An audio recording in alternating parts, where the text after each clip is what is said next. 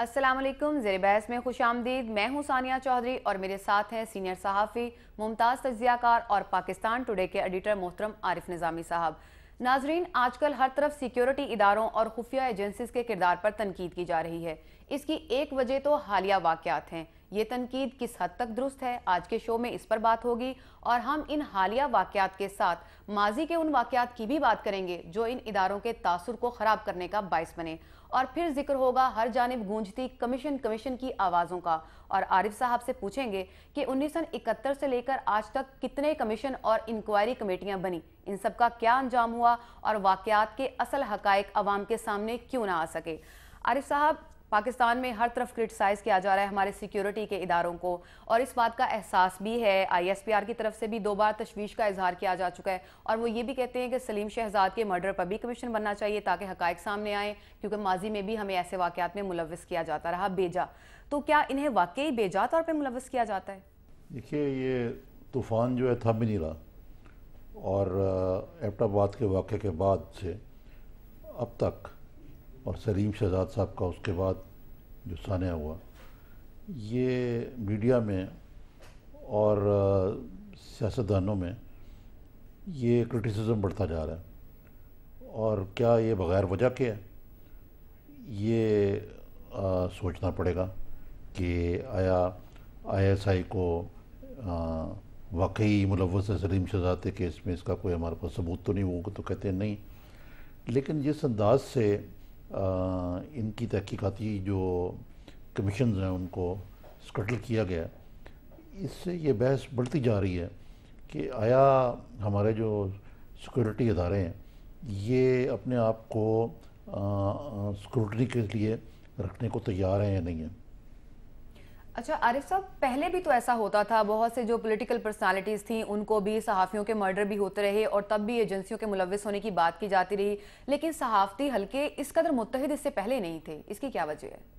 دیکھیے، یہ کوئی نئی بات نہیں ہے۔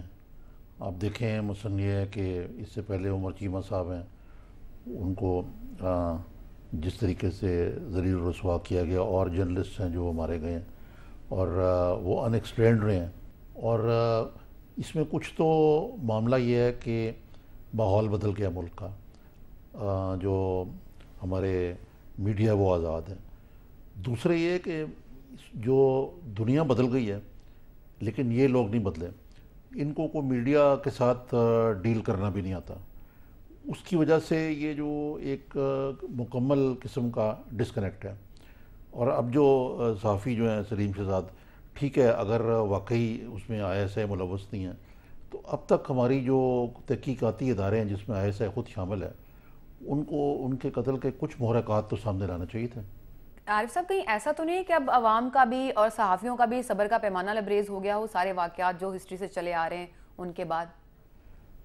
صبر کا پیمانہ تو میں یہ نہیں کہوں گا کہ لبریز ہوا ہے، وہ تو بہت پہلے لبریز ہو چکا ہوا ہے، لیکن یہ یقیناً یہ چیز ہے، جیسے میں نے عرض کیا، کہ یہ زیادہ سکروٹنی جو ہے وہ برداشت نہیں ہو رہی۔ اور اب دیکھیے، جو ایبٹ آباد کا جو واقعہ ہے اس کے ضمن میں بھی کوئی چیزیں سامنے نہیں آ رہی، تو یہ ساری چیزیں جو لوگوں میں ایک بے چینی کی جو ہے فضا وہ بڑھتی جا رہی ہے، اور وہ بے چینی اب ہمیں نظر بھی آ رہی ہے۔ اچھا عارف صاحب، یہ تو ہو گئی پاکستان کے اندر جو کرٹیسزم ہو رہا ہے، اور باہر بھی جو امریکی میڈیا کر رہا ہے ان کے ساتھ، وہ بھی سب کے سامنے ہے۔ ابھی جو ایڈمرل مائک مولن صاحب کا ایک بیان آیا ہے کہ جو پاکستانی فوج ہے اس کا اس وقت محاسبہ ہو رہا ہے، اس لیے جنرل کیانی صاحب کو اور فوج کو تھوڑا وقت دینا چاہیے۔ یہ وقت دینے سے کیا مراد ہے ان کی؟ کہ پاکستان اور امریکہ کے تعلقات جو ہیں اس سے پہلے کبھی اتنے خراب ماضی میں بھی رہے ہیں، لیکن حالیہ برسوں میں اتنے خراب نہیں ہوئے، اور اس میں ڈیٹریشن جو ہے وہ زیادہ آئی ہے آئی ایس آئی اور سی آئی اے کے تعلقات کار کے درمیان۔ اور یہ ریمنڈ ڈیوس کے واقعے سے بھی پہلے شروع ہو چکا تھا پروسیس، جب جو ایک سی آئی اے کا کنٹری چیف جو ہے اس کا نام یہاں عام کر دیا گیا تھا۔ اس کے بعد ریمنڈ ڈیوس کا واقعہ ہوا، مزید واقعات خراب ہوئے، ایبٹ آباد کے واقعے کے بعد اور معاملات خراب ہوئے، اور سلیم شہزاد کے واقعے نے مزید خرابی پیدا کر دی۔ یہ تو ایک ہوا، لیکن امریکہ اور پاکستان کے درمیان جو سی آئی، اب جو ساری اندرونی جتنا پریشر پڑتا گیا، امریکہ کے ساتھ تعلقات اور خراب ہوتے گئے۔ اب سی آئی اے کے ساتھ ہم نے جوائنٹ کوآپریشن جو ہے بالکل بند کر دی ہے، اور یہ امریکہ کے لیے بڑی تشویشناک صورتحال ہے. اب مسئلہ یہ ہے کہ اب مثلاً تقریباً 40 لوگ جو ہیں ان کو وہاں سے راؤنڈ اپ کیا گیا ہے ایبٹ آباد میں کہ جی وہ مخبری کر رہے تھے سی آئی اے کے لیے. ہمارا غصہ جو ہے وہ زیادہ امریکہ پر نکل رہا ہے کہ وہ کیوں کر رہے تھے ایسے. لیکن اصل مسئلہ یہ ہے کہ جو امریکہ کیونکہ افغانستان سے ان کا معاملہ ہے کہ اب انہوں نے شروع ہونے لگا اگلے مہینے سے پروسیس ان کا. بعض کہتے ہیں کہ ان کا مشن ہی اکمپلش ہو گیا. تو اگرچہ وہ کہہ رہے ہیں کہ پاکستان کو وقت دینا چاہیے, لیکن میری رائے میں ان کے پاس زیادہ وقت نہیں ہے, اور آنے والے مہینوں میں بلکہ ہفتوں میں یہ تعلقات جو ہیں یہ مزید خراب ہو سکتے ہیں. عارف صاحب, حسن عسکری جو کہ سینئر اینالسٹ ہیں وہ بھی ہمارے ساتھ ہیں, ان سے بھی بات کرتے ہیں. عسکری صاحب کیسے مزاج ہیں آپ کے؟ آپ ابھی امریکہ کا دورہ لگا کے آئے ہیں. آپ بتائیے کہ یہ جو تعلقات کار ہیں اتنے بگڑتے کیوں جا رہے ہیں دونوں سی آئی اے اور آئی ایس آئی کے درمیان؟ اصل میں دونوں کو ایک دوسرے سے شکایات ہیں اور وہ دوسری سائٹ کو بلیم کرتے ہیں اپنی کمزوریوں اور اپنی خامیوں کو کور کرنے کے لیے, یا اس کے علاوہ جو ڈومیسٹک پریشر ہے اس کو ڈیل کرنے کے لیے. جس طرح پاکستان میں اس وقت ہم دیکھتے ہیں کہ فوج پہ, انٹیلیجنس ایجنسیز پہ ڈومیسٹک پریشر ہے, امریکہ میں بھی وہاں پہ ڈومیسٹک پریشر ہے. اس کی وجہ سے وہ اپنا غصہ جو ہے وہ پاکستان کی اداروں پہ نکالتے ہیں. پاکستان کے اداروں نے یہ کیا کہ 2 مئی کے واقعے کے بعد پہلے تو کوشش یہ کی کہ یہ سارا ایشو جو کہ جس کا ٹارگٹ فوج اور آئی ایس آئی تھی کہ انہوں نے کیوں اس کو ڈیٹیکٹ نہیں کیا, انہوں نے سوورینٹی کا ایشو بنایا. سوورینٹی کا ایشو کچھ ایسا پھیلا کہ اب وہ سوورینٹی کا ایشو بھی ہے اور فوج پہ بھی کرٹیسزم ہے. تو یہ دونوں کی مشکلات ہیں, لیکن میرا اپنا خیال یہ ہے کہ امریکہ اور پاکستان کے تعلقات اس پوائنٹ پہ نہیں آئیں گے جسے ہم بریکنگ پوائنٹ کہتے ہیں, شکایات اور تلخیوں کے باوجود, کیونکہ دونوں کے پاس کوئی پلان بی نہیں ہے. یعنی امریکہ کے پاس کوئی ایسا فی الحال راستہ نہیں ہے کہ پاکستان کو مکمل طور پہ چھوڑ دے, اور پاکستان کی بھی کچھ مجبوریاں ہیں جس کی وجہ سے تقریروں کے باوجود ہماری فوج اور ہماری سول جو گورنمنٹ ہے وہ امریکہ سے تعلقات کو ایک محدود پیمانے پر رکھے گی. ڈاکٹر صاحب آپ ماہر ہیں سویلین اور فوج کے تعلقات کے, آپ نے کتاب بھی military and politics in Pakistan لکھی ہے. یہ بتائیں کہ جس کو آرمی بیشنگ کہتے ہیں یہ کس طرف لے کے جا رہی ہے ملک کو؟ دیکھیے, جو یہ آرمی بیشنگ کا ٹرینڈ ہے جو ہمارے کچھ سیاسی حلقوں نے اختیار کیا ہے اس سے کوئی حاصل نہیں ہوگا, لیکن ہمارے ہاں کچھ سیاسی لیڈران کو یہ خیال پیدا ہو گیا ہے کہ اس وقت فوج اور انٹیلیجنس ادارے مشکلات میں ہیں, لہٰذا جانے نہ پائے اور اس پہ ہم دباؤ بڑھائیں گے تو سویلین پرائمیسی اسٹیبلش ہوگی. یہ غلط فہمی ہے. پروپیگنڈے سے سویلین پرائمیسی اسٹیبلش نہیں ہوتی. سویلین پرائمیسی کے لیے 2 چیزوں کی ضرورت ہے.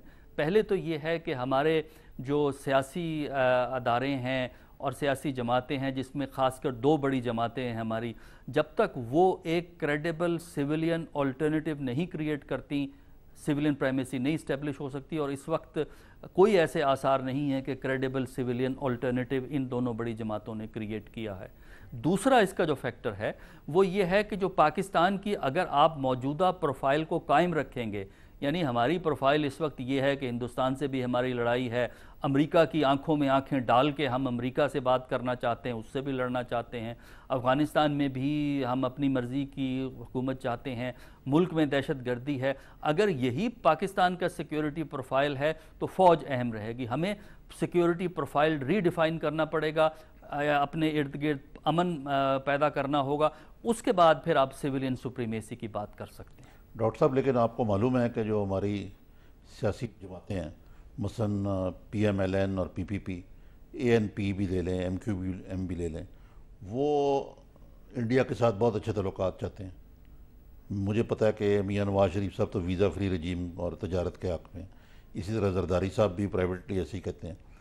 لیکن کیا وجہ ہے کہ یہ جو بنیادی طور پہ جو حکومت ہے اس نے جو خارجہ پالیسی کے سارے جو اور سیکورٹی کے سارے معاملات ہیں وہ فوج کو ایک قسم کا آؤٹ سورس کر دیے ہوئے ہیں, تو آیا اس میں زیادہ قصور سیاستدانوں کا ہے یا یہ فوج کی پرائمیسی جو ہے فوج نے خود قائم کی ہوئی ہے, یا یہ بات ہے کہ یہ نہیں چاہتے کہ کوئی ایسی چیز کی جائے جس سے دوبارہ مشرف ٹائپ کی صورتحال پیدا ہو اور ان کی چھٹی ہو جائے؟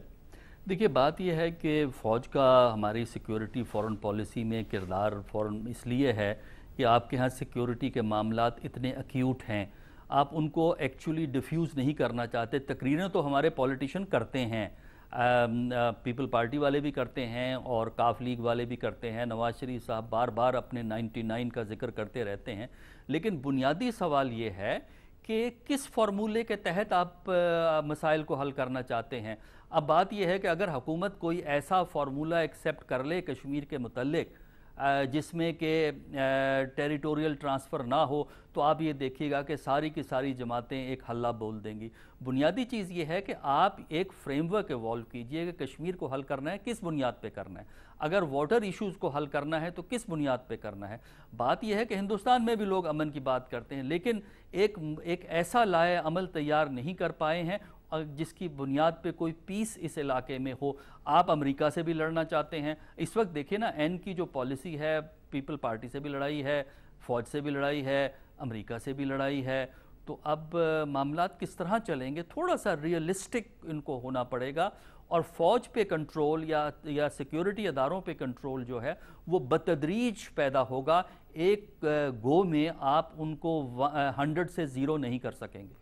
अब देखिए ना, मियाँ साहब तो अब नवाज शरीफ साहब जो हैं वो तो ऐसी क्रिटिसिज्म कर रहे हैं, और ये पहली दफ़ा पाकिस्तान के अंदर हो रहा है कि एक ऐसी पार्टी जिसकी सेंट्रल पंजाब और सॉल्ट रेंज, जहाँ से अक्सर फ़ौज की बेसिस है, जो ये कोर कॉन्स्टिट्यूंसी उनकी भी वही है और जो फ़ौज की है, तो ये खासा ख़तरनाक ट्रेंड नहीं है एक लिहाज से? मेरा ख्याल है कि बहुत ख़तरनाक ट्रेंड है, इसलिए कि इससे फ़ौज के अंदर इनडिसिप्लिन प्रमोट होता है। फिर उसके बाद आप देखिए जो रिटायर्ड फ़ौजियों की ऑर्गेनाइजेशन है उसने भी यही काम शुरू कर दिया है।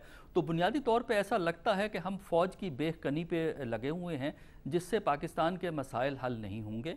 इस वक्त जो है इन अदारों के तरीक़ाकार में तब्दीली की ज़रूरत है, और उसके लिए सब्र की ज़रूरत है, तहकीक और इन्वेस्टिगेशन की ज़रूरत है। पब्लिक स्टेटमेंटों से अगर सिविलियन अदारे कंट्रोल कर लेते फ़ौज को तो ये बड़ा आसान काम था। अगर आपने फ़ौज को किस तरह सिविलियन अदारे कंट्रोल कर रहे हैं, तो मेरा ख्याल ये है 2 मुल्कों का पाकिस्तान में मुताला ज़रूरी है।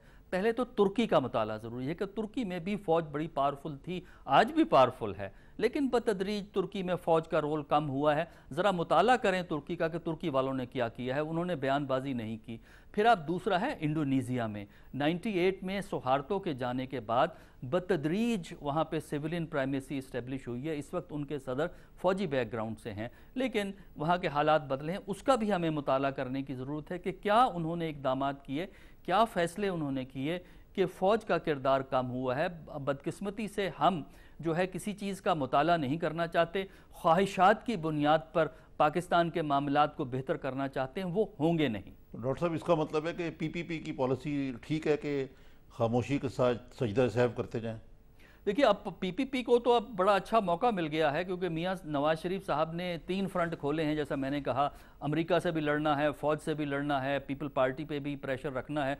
तो जाहिर है इस वक्त पीपल पार्टी भी प्रेशर में है, फ़ौज भी प्रेशर में है, तो पीपल पार्टी और फ़ौज के ताल्लुकात खुद ब खुद नेचुरली बेहतर हो जाते हैं। और अमेरिका जो है प्रोसेस ऑफ एलिमिनेशन के हवाले से वो भी फिर इन दोनों के हक़ में, पीपल पार्टी के हक़ में हो जाएगा, क्योंकि मियां नवाज शरीफ और एन लीग के बारे में अमरीकियों का अब ज़ाहिर है इस अमेरिका बैशिंग के बाद वो जो पुराना तसव्वुर था कि ये लोग जो हैं सिंपथेटिक हैं मिलिटेंसी के, वो तसव्वुर और फ़रोग पा जाता है।